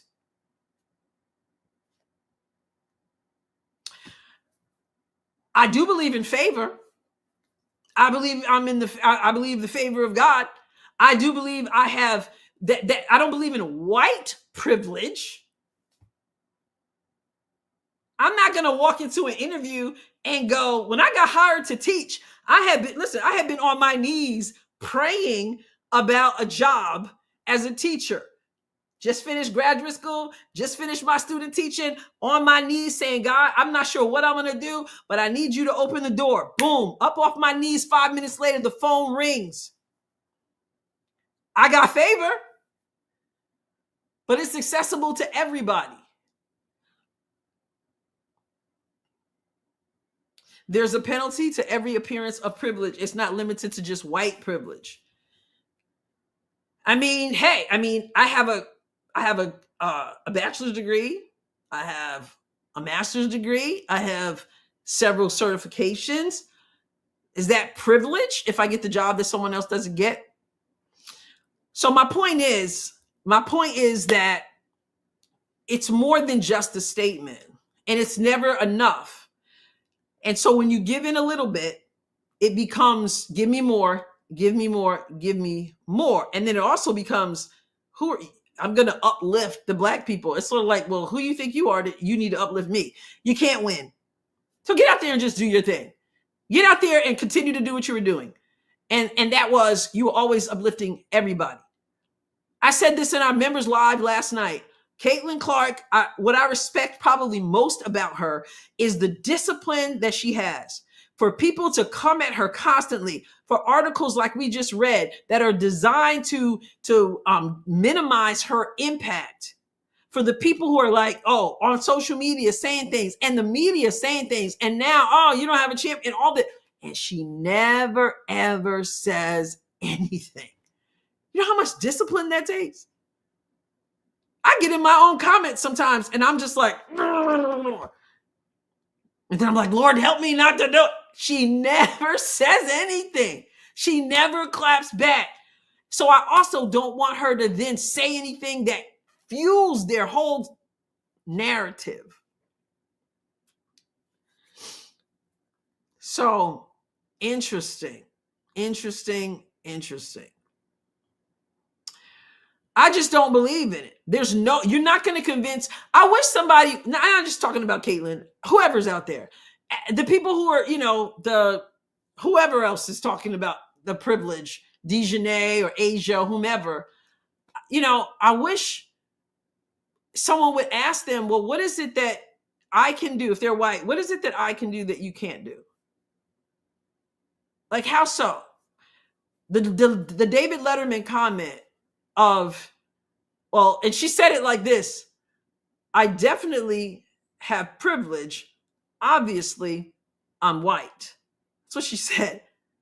So I would love for someone to say, how does that make you more privileged than name another player in the league? Just name anybody. How does that make you more privileged than them? I also would want to have them say, how did that work for Breonna Stewart? How did that work for anybody? I mean, name, but nobody does that. Nobody presses the issue, because when you say that, you just feed what they've already determined to believe. But ask the question.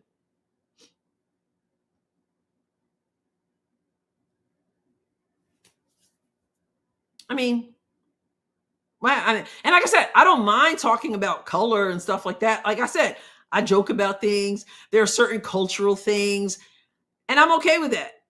I don't have a problem. I find that people who say, well, we can never talk about it, they usually have problems. Like, I don't have a problem with that. I have a problem with using that as a reason to divide people. And that's what we're seeing right now. There's a reason to divide. People want to divide.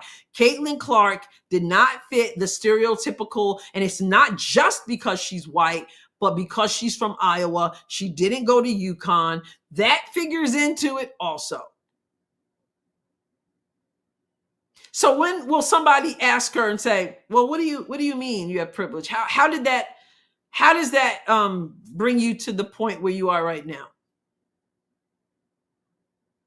How does that bring you? You're on David Letterman. Like, if I'm David Letterman, I'm like, you're on David Letterman right now. And you said, I have privilege. Obviously, I'm white. So obviously, because if I'm interviewing her, I'm going to say, well, tell me what makes you think you're more privileged than me. Because I think that takes a whole lot of nerve, honestly. I think it takes a whole lot of nerve to look at me and tell me you're privileged over me. I'm like, no, really, you're not.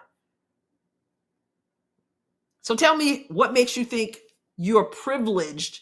I'm here and you're here. There are people who, if you've never read the book To Kill a Mockingbird, you need to read the book. Because at the end, Atticus is giving his closing argument. He talks about some people make better cakes than other people. Some people have more money than other people. So many, there are so many various aspects of people who are seemingly more well off. Whole different story for you as a basketball player saying, I have privilege, I'm obviously white. Or for this woman who's saying black magic, and the black women in the league are doing this and that. On the basketball court, that hoop doesn't care about your color. It's the best book, best novel ever written, Jay Bunny. So again, that hoop, it doesn't care what your color is. Can you put the ball in there? Monique, if you're rich, people mock your pain because you have money. If you're white, people think they can insult you freely. It is what it is. Yeah.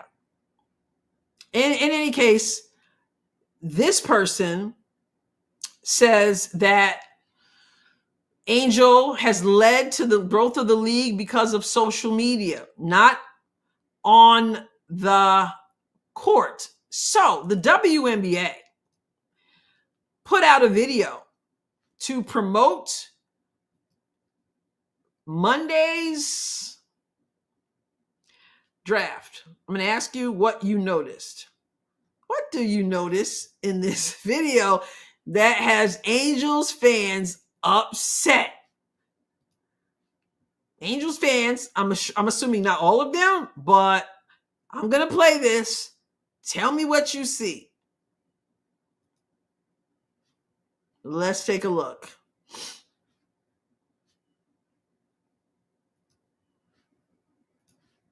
I'm getting there. All right, here we go. What do you notice? Why would Angels fans be upset about this?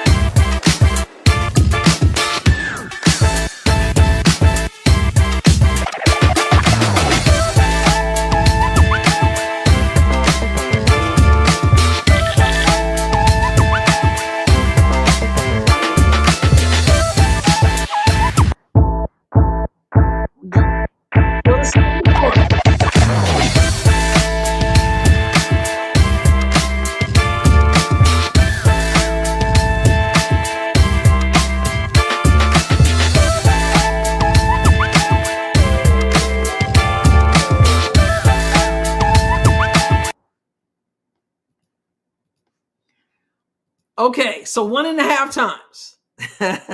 What did you notice in that video? Some of you already saying it. Some of you already talking about it. Not Angel without a jersey. You think she'd be happy about that?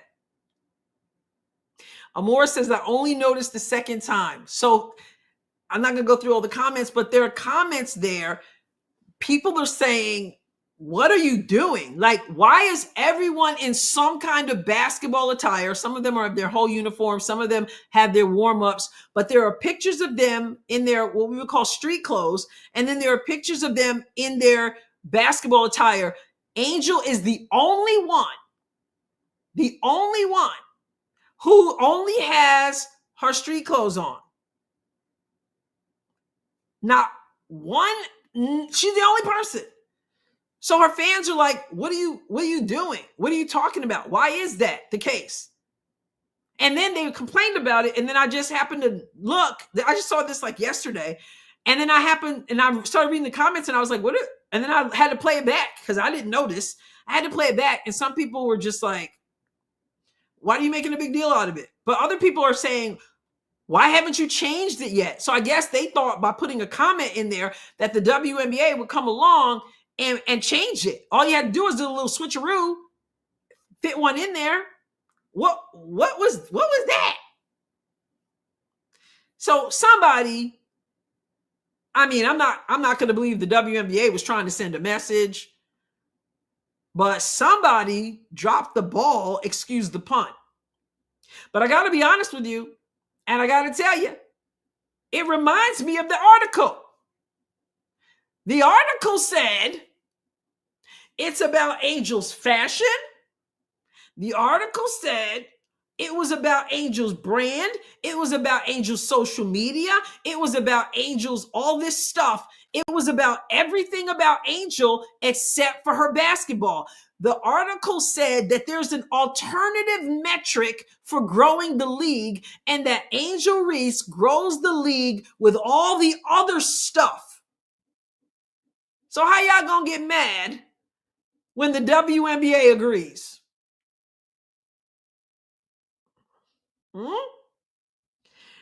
The WNBA said, okay, Forbes, we hear you. We see you. It's not about basketball. It's about all the other stuff. So they show her doing all the other stuff. But no, honestly, somebody dropped the ball. I can't imagine that somebody purposely did that. I did not see the Law and Order segment, but I heard about it. Her fans shouldn't be mad. You know, I can see why they would be a little bit put off by that. Which is odd though, because it's always like, oh, look at Angel, she's on Vogue. Oh, look at Angel, which is quite an accomplishment if you admire that kind of thing. But her fans are always like, oh, look at Angel this, and she's so pretty this and this and that. But she's also a basketball player. I think I would feel a little bit like, where's Angel? I mean, she's the only one not in any basketball attire. But when I saw that article, I said, well, the article said what it said. The article said it wasn't about ball. The article said Black Girl Magic was about brands, was about other stuff. So there you have it. But I do think I would be a little annoyed. I find it interesting. So yeah, you would think that they would switch it. Like if I were the one doing the social media and it was brought to my attention, I would be like, oh man, I messed up. And I would go and I would add a little quick picture of her in uniform. But they didn't do that. And in this day and age, because of the social media engagement that the article talked about, people notice these things because people are looking for it, really. But they notice these things and they're going to call you out on it, and it's going to continue. And then somebody put on there that Angel, that the fans were making a big deal out of nothing. And I guess it was a Caitlin Clark fan. And then, of course, the people are like, oh, I know it's not Caitlin Clark fans saying somebody's making a big deal out of nothing. So it's just constant. But you guys came on. You guys came on the show.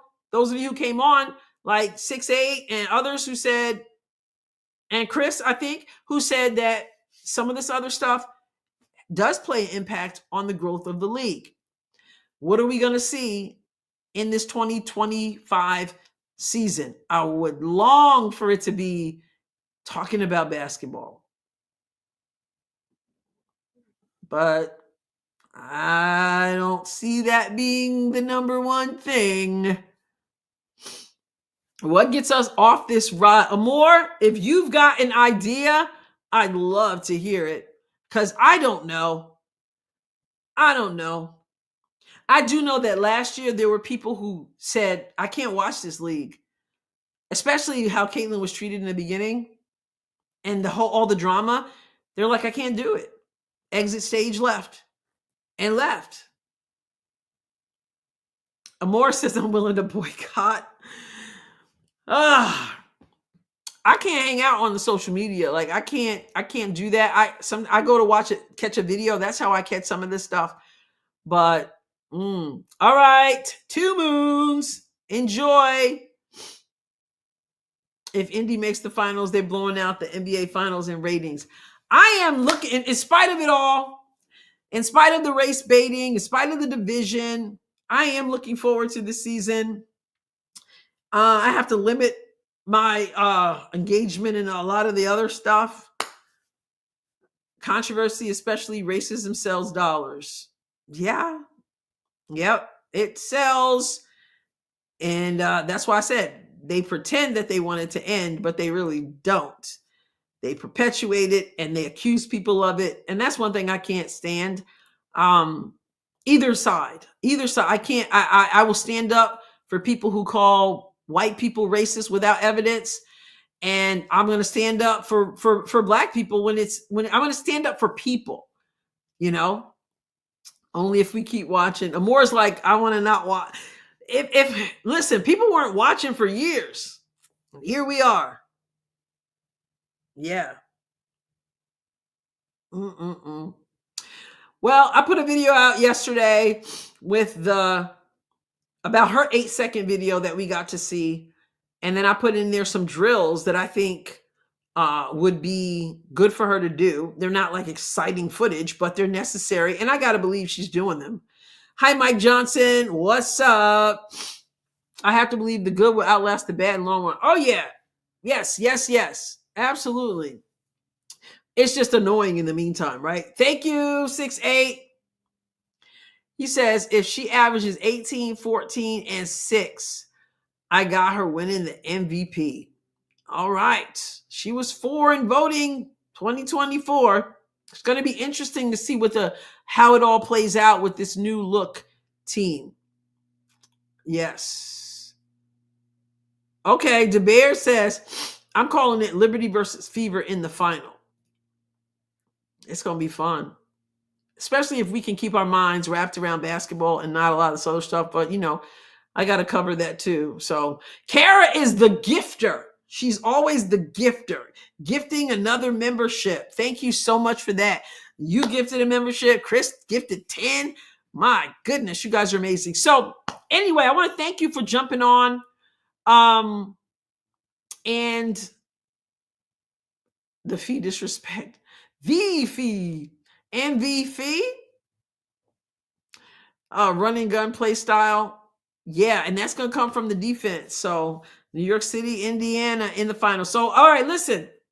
Can you give me a number one if you're gonna join me for the live stream for the WNBA draft on Monday? Can you drop a 1 in the comment section as we close out here? Are you gonna hang with me? Well, you're gonna hang. I got a 1. Yes, yes, yes. Okay. Fever, Minnesota, Lindy. Okay, all right. Yes, I appreciate that. Yeah, let's hang out. Last year's was really, I wasn't live for it, but it was fun. You know, they looked good. There was that excitement. And we're going to see Paige number 1, right? Olivia Miles was supposed to be number 2. I need to do a video about Full Wiley. Oh my goodness. I told y'all. I don't know. She was done up with Dawn. So Caitlin inspired me to take a road trip. Yes. I'll try one. Okay. Excellent. Excellent. Excellent. All right. I want will like how I wonder how Lucy Olsen will do. I wonder how Haley Van Lith will do. Just curious. Kiki Iriafin. I wonder how she'll do. All right, Adrienne.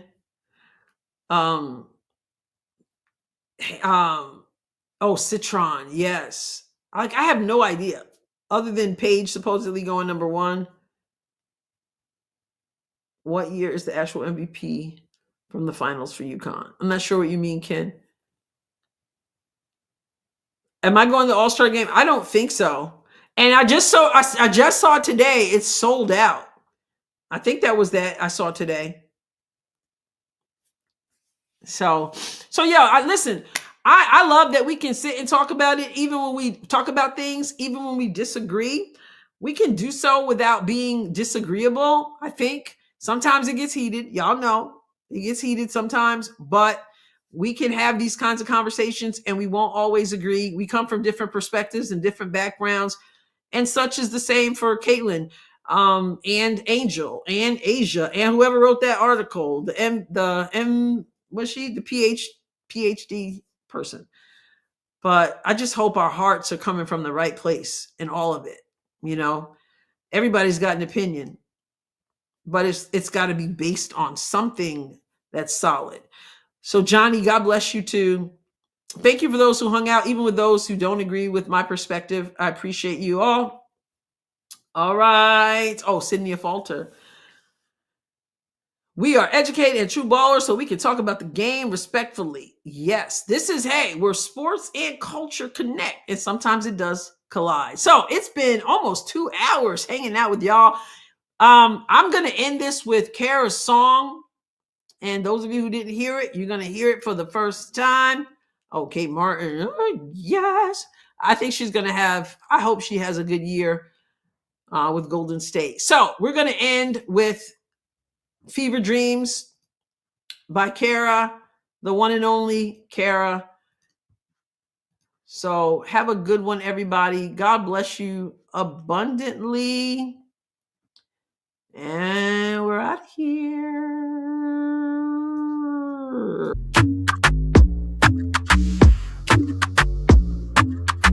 Now what's up, y'all? It's time to hoop. Got Adrienne Ross and the whole cruise group. Be talking fast breaks, handles tight, dropping dimes and taking flight. From the tip off, we run this game, dropping hate like a 3-point flame. Step back, splash, watch the Nick go swish. Someone with the assist, yo, that's crisp. Cat 5 storming, breaking the press. Kelly Mari's got the shot, nothing but net. Artsy driving, quick like flash car with the hustle. Got that lockdown splash, shake. Bull G's post moves, working the block. Foxter's out here, talking and talk. Robin steals fast on the break, just jewels. Got moves that'll make you shake. Chip and chivalry, calling plays real slick. Shields crossover. over, make them trip real quick. Athena's got range, she shoot from deep.